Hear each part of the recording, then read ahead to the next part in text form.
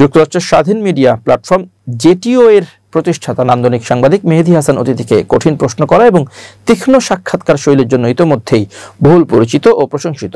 সাক্ষাৎকারে ডক্টর ইউনূস সাবেক প্রধানমন্ত্রী শেখ হাসিনা দেশ ছেড়ে পালানোর পর বাংলাদেশ আওয়ামী লীগের রাজনৈতিক কর্মকাণ্ড স্থগিত করার তার সরকারের সিদ্ধান্তকে জোর সমর্থন করেন এবং এই পদক্ষেপ গণতন্ত্রকে দুর্বল করবে অথবা অতীতের দমন পীড়নের পুনরাবৃত্তি ঘটাবে বলে যে আন্তর্জাতিক সমালোচনা তা দৃঢ়ভাবে প্রত্যাখ্যান করেন তিনি।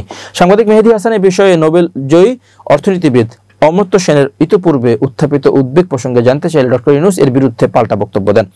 অমর্ত্য সেন ইতিপূর্বে সতর্ক করেছিলেন যে আওয়ামী লীগকে নিষিদ্ধ করা শেখ হাসিনার শাসনামলের ভুলের পুনরাবৃত্তি ঘটাবে। জবাবে ডক্টর ইউনূস বলেন, এটি ভুল সমালোচনা। আমরা দলটিকে নিষিদ্ধ করিনি, দলটি বৈধ রয়েছে। যা স্থগিত করা হয়েছে তা হলো এর রাজনৈতিক কর্মকাণ্ড। তার সরকারের অবস্থান স্পষ্ট করে ইউনূস ব্যাখ্যা করেন যে নির্বাচন কমিশন আওয়ামী লীগকে আসন্ন নির্বাচনের সম্ভাব্য বিঘ্নকারী হিসেবে মূল্যায়ন করছে।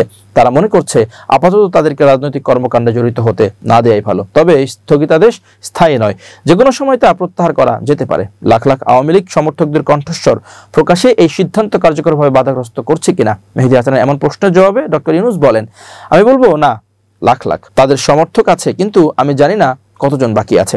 অনেকেই প্রকৃত সমর্থক ছিলেন না, বরং ক্ষমতার কাছে মাথা নত করতে বাধ্য হন। ডক্টর ইউনূস জোর দিয়ে বলেন যে আওয়ামী লীগ সমর্থকরা বৈধ ভোটার হিসেবে থাকবেন, যারা আসন্ন নির্বাচনে অন্যান্য প্রার্থীদের মধ্য থেকে তাদের পছন্দের প্রার্থী বেছে নিতে পারবেন। ইউনূস আরও অভিযোগ করেন যে গত বছর ছাত্র নেতৃত্বাধীন বিক্ষোভের উপর সহিংস দমন পীড়নের জন্য আওয়ামী লীগ দলটির কোনো অনুশোচনা নেই।